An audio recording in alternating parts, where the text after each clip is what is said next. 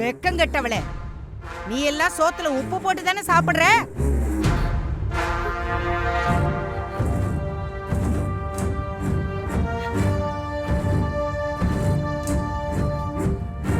நான் மட்டும் அங்க வந்தேன், உன்னை செருப்பாலே அடிப்பேன்டி. ப்ரோ என்ன ப்ரோ பாத்துக்கிட்டு இருக்கீங்க? ஸ்பீக்கர் கட் பண்ணுங்க. அது உன் கண்ட்ரோல்ல தான் இருக்கு ப்ரோ. கண்ட்ரோல்லையா? எங்க இருக்கு? ஏண்டி உன் உடம்புல நல்ல ரத்தமே ஓடலையா? நல்ல மாட்டுக்கு ஒரு சூடு. எவனாவது இழிச்சவாயன் கிடப்பான், அவனை போய் ஏமாத்து போ. டேய் மனோஜ், அங்க என்ன வேடிக்கை பார்த்துக்கிட்டு இருக்க? முதல்ல அவ கழுத்து பிடிச்சி வெளியே தள்ளுடா.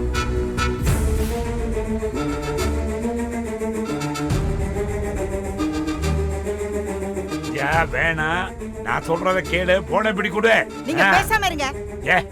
இவளெல்லாம் சும்மா விடக்கூடாதுங்க. வெக்கம் கெட்டவ. அடியே, இனிமே நீ கடை பக்கம் வந்த தொடப்ப கடை பிஞ்சிடும். ஓடி வெளிய. டேய் மனோஜ், உன்கிட்ட தானே சொல்லிட்டு இருக்கேன், செல மாதிரி நிக்கிற. அந்த திருட்டு கழுதைய பிடிச்சு வெளியே தள்ளு.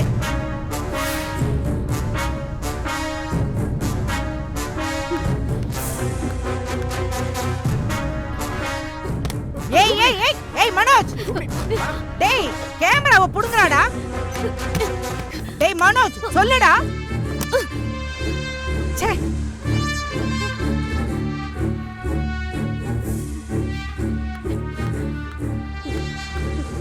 பாத்தியா மனோஜ், உங்க அம்மா எல்லாரும் முன்னாடி என்ன எவ்வளவு கேவலமா பேசுறாங்கன்னு? என் ஹஸ்பண்ட் தானே நீ, உன்னை பார்க்க நான் வரக்கூடாதா? நீ அப்படியே கல்லு மாதிரி நிக்கிற. இல்ல ரோகிணி, கேமரா இருக்கிறத நான் மறந்துட்டேன். நீ டென்ஷன் ஆகாத. என்ன எப்படி கேவலமா பேசுறாங்க?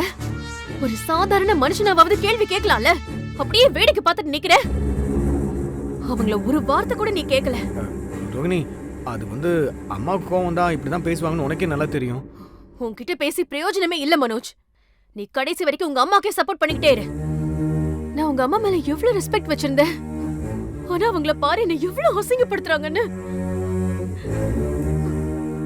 இதுக்கு எல்லாமே அவங்க கண்டிப்பா ஒரு நாள் அனுபவிப்பாங்க.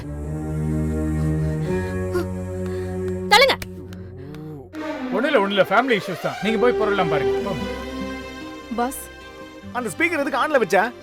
இல்ல பாஸ், உங்க அம்மா தான் இங்க நடக்கிறது பேசுறது எல்லாமே எனக்கு தெரியற மாதிரி செட் பண்ணி கொடுன்னு சொன்னாங்க. அதனால தான் பண்ணேன் பாஸ்.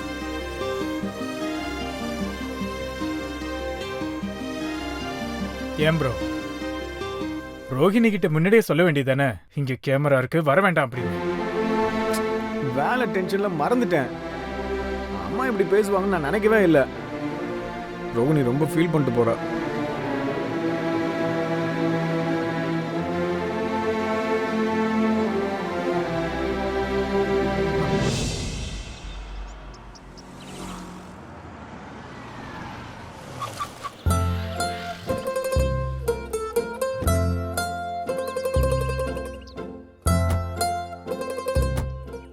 எவ்வளோ ஆச்சுங்க? 300 ஆச்சு சார். 300? சரி வரேங்க. மீனா வண்டி இங்கே நிற்குது.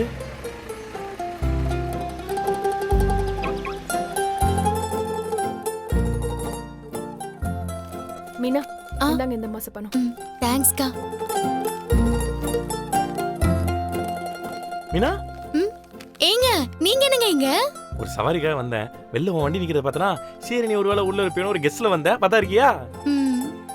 ஆனா இங்கே வந்தது கூட ஒரு விதத்தில் நல்லதாக தான் போச்சு. ஒரு நிமிஷம் வரேன்.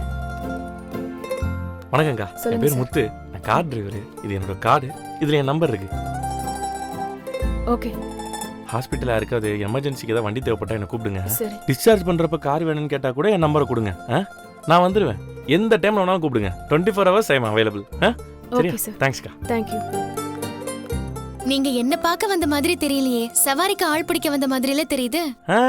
உன்னை பார்க்க வந்த இடத்துல ஆர்டர் வாங்கலாம்னு தோணுச்சு. ஹாஸ்பிட்டல்னா அடிக்கடி வண்டி தேவைப்படும்ல, அதுக்கு தான் எங்கெங்கெல்லாம் சவாரி எடுக்க முடியுமோ எல்லா இடத்துலையும் எடுத்துட்டு இருக்கேன். நீ அப்படிதானே மீனா? முன்னாடியெல்லாம் கொஞ்சமா ஆர்டர் வாங்குவ, இப்போ எங்கெல்லாம் ஆர்டர் கிடைக்குதோ எல்லா இடத்துலையும் எடுத்துட்டு தானே இருக்க. என்னங்க பண்றது, கடனை அடைக்கணும்ல, அதுக்கு நம்மளால முடிஞ்ச அளவுக்கு சீக்கிரம் சம்பாதிச்சாகணும்ல. நான் அதுக்கு தான் மீனா போற இடம் எல்லாத்துலயும் காடை கொடுத்துக்கிட்டு இருக்கிறேன். இப்படி நம்ம 2 பேரும் நிக்காம ஓடி ஓடி சம்பாதிச்சு எப்ப காசு சேர்க்க போறேனே தெரியல. அதுக்காக 24 மணி நேரத்துக்கெல்லாம் ஒன்னும் வண்டி ஓட்டிட்டு இருக்காதீங்க. உடம்பும் முக்கியம். ஆனேங்கப்பா அதை நீ சொல்றியா? நீ ராத்திரி பகல் பார்க்காம பூ கட்டிட்டு இருக்கிற. நான் அதையும் அப்பா அம்மா திரும்ப அந்த வீட்டை கூட்டிட்டு போகணும்னு ஓடிட்டு இருக்கிறேன். ஆனா பாவம் நீ என்ன கட்டின பாவத்துக்கு இவ்வளவு கஷ்டப்பட்டுட்டு இருக்கிற. இப்படி பிரிச்சு பேசுறீங்க பாத்தீங்களா? அத்தை மாமா மேல எனக்கும் அக்கறை இருக்காதா என்ன? அதுவும் இல்லாம கல்யாணத்துக்கு அப்புறம் நான் வாழ வந்த வீடு தான் என்னோட வீடு. எனக்கும் கடமைன்னு ஒண்ணு இருக்குல்ல. இந்த கடமையெல்லாம் நம்ம 2 பேரும் தான் தோல்ல தூக்கி சுமந்துட்டு இருக்கிறோம். இதுக்கெல்லாம் காரணமானவன் எங்கள் கடையில் ஜாலியாக ஏசி காற்று வாங்கிட்டு இருக்கான். என்ன பண்ணுறது? ஆனால் சீக்கிரமாக எப்படியாவது பணத்தை ரெடி பண்ணிடணும் மீனா. முத்தங்கிள் எப்படா இருக்க கிருஷ்? நல்லா இருக்கு அங்கிள். கிரிஷ் எப்படி இருக்க? நல்லா இருக்கேன் ஆண்டி. நல்லா படிக்கிறியா? நல்லா படிக்கிறேன் அங்கிள். ஆமா, ஹாஸ்பிடலுக்கு எதுக்கு வந்திருக்க? டாக்டர் பார்க்க தான். பாத்தியா மீனா அவனை குசும்ப? டேய், ஹாஸ்பிட்டலுக்கு டாக்டர் பார்க்க தான் வருவாங்க. பின்ன போலீஸ்காரர் போஸ்ட்மேனியா பார்க்க வருவாங்க. நீ எதுக்காக டாக்டர் பார்க்க வந்த?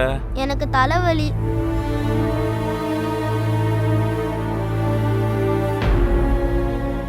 கொஞ்ச நாள் அடிக்கடி தலைவலிக்குதுன்னு சொல்றான். அதான் செக் பண்ணலான்னு கூட்டிட்டு வந்தேன். மீனா, முதல்ல தலைவலின்னு சொல்லும்போது கூப்பிட்டு வந்து பார்த்துக்க வேண்டியதானே? பையனை பார்க்குற விட்டு வெளில தேவையில்லாம் பார்க்க வேண்டியது. மீனா, நான் உன்னை என் பையனை பார்க்காமலாம் இல்ல. வீட்ல அம்மா நாட்டு வைத்தியம் பண்ணாங்க. எதுவுமே செட் ஆகலன்னு தான் இங்க கூட்டிட்டு வந்தேன். கிரிஷ், ஏன்பா உனக்கு அடிக்கடி தலைவலிக்குது? தண்ணி சரியா குடிக்கிறது இல்லையா? நிறைய குடிப்பேனே. எப்பலாம்டா உனக்கு தலைவலிக்குது? நீங்க இப்ப டாக்டரா நீங்க முத்து? அத சொன்னா மட்டும் உங்களுக்கு ட்ரீட்மெண்ட் பார்க்க தெரியுமா? மீனா, நான் கிருஷ்ண கிட்ட தானே பேசிட்டு இருக்கேன். இந்த நக்கல் பேச்செல்லாம் வேணான்னு சொல்லு.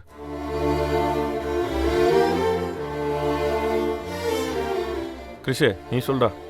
அது வந்து அங்க என்னடா பாக்குற? நீ சொல்லு என்கிட்ட. அம்மா வீட்டில் பாட்டி கிட்ட கோவமா சண்டை போடுவாங்கல்ல, அப்போ தலைவலிக்கும்.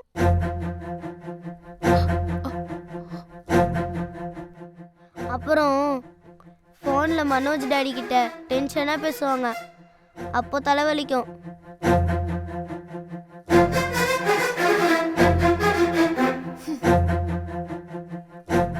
அந்த பாட்டி இருக்காங்களே சின்னாமணி,